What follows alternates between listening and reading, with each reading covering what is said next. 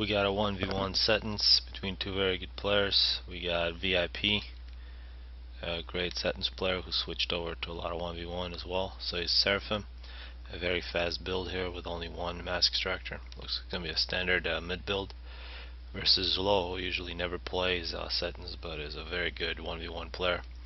He's going with actually multiple factories to begin with, so something that Setons players never do. 2 factories to begin with for the mid spot. But this is different than 4v4. Perhaps he wants to get more energies to capture mask extractors. VIP is going to go to the middle. You can already see VIP has plans, while Zlo doesn't. He's going to get that early mass, so we'll see how this plays out. It is Cybran versus Seraphim, and on ground probably Seraphim's better with the ACU, but that Cybran Navy perhaps can do something interesting. So we'll see what happens.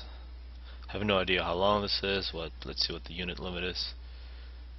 Unit limit is 500, so perhaps this is ranked.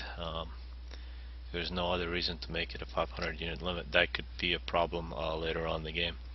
You can see some hunters coming out from Zlo, as well as Celine from VIP. You can see the hunter just spotted that Celine.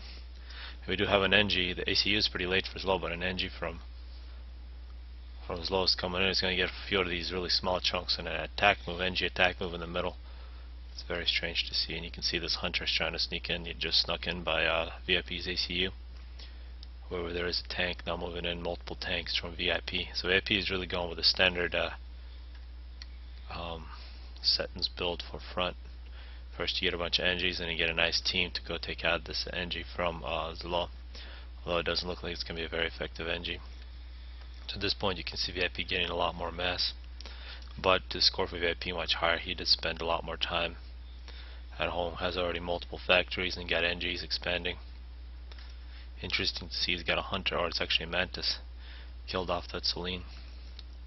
You can see VIP does not have plans for other mask extractors yet, and he's only got 2 factories, no air planned yet. So now you can see in the middle, Zlo is finally getting. He's going to get one of the shipwrecks. So perhaps when it's a 1v1, it's good to go late like this. That definitely has a little more expansion.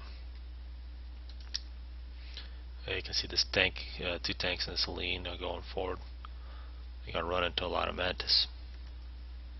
Strange that VIP didn't attack this shipwreck a little more aggressively. Maybe he does not know Zlo does have his ACU up. We're coming up on minute 5. Still no air from either player. Although we do have a plan here for this NG to get the rocks on the rock spot. Very important spot for both players. VIP does not have anything on his side yet. It'll be interesting to see some drops.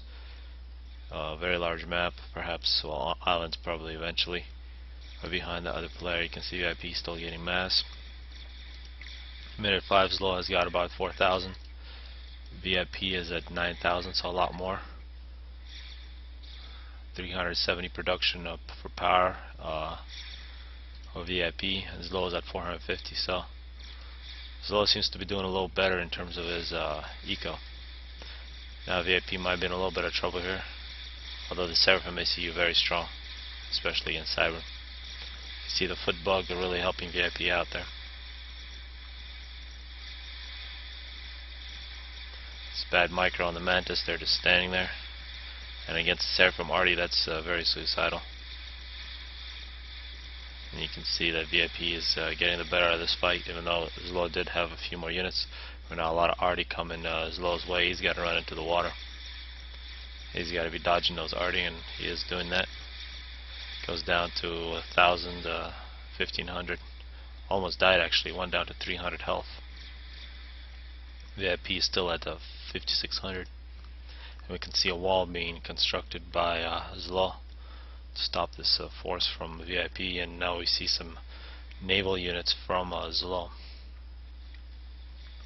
And now we finally see some NGs for VIP going back. You can see Zlo doing a much better job taking care of these. And some more mass from these rocks. Now VIP continues to roll through. There is some T2 now from Zlo. Zlo is excellent with these hovelites. Whatever he plays, once he gets that, he can be really dominant. Although Artie is pretty good against hoplites if they're not microed, but these are going to be microed for sure. You see VIP still rolling through. Might be kind of dangerous for this ACU with these hoplites do have the range. And now we see some T1 air. See a drop coming out for Zlo. He's going to take one of the islands. He also has some T2 flak. We do see some T1 bombers from VIP. And it looks like trouble for Zlo in the middle. There's a T2 power generator that's in quite a bit of trouble here. It's not going to be finished. Some T2. This is a very dangerous spot for VIP, however. A lot of T2 units here from Zlo. 27 kills. This is almost suicidal. You see still a lot of support for VIP now. It looks like Zlo is going to cut off the choke point with this ACU. And now I see 31 kills, 5,000 health.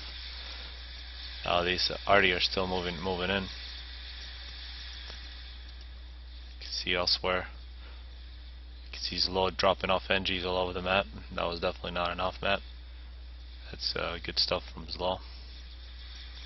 VIP taking on this T2. This T2 is getting way too close to this ACU. 45 kills for VIP now. And the stream of Artie just continues. Now you can see Zlo trying to intercept, sitting at 14 kills. Some T1 bombers attacking him. So VIP doing a very good job rolling through. If Zlo loses this base, it'll be a very big trouble for him, although he has most of the mass extractors on his side. So in 11 minutes he did a much better job than VIP. And actually Zlo dies right there, unable to cut off the choke point. So that was an interesting game where it showed the inexperience of Zlo to really build up much more ground in the middle. So pretty much one-way traffic. It would be interesting to see a rematch where Zlo made adjustments, because he did a great job in terms of capturing mass extractors, and if he was able to hold, it would be a much more interesting game.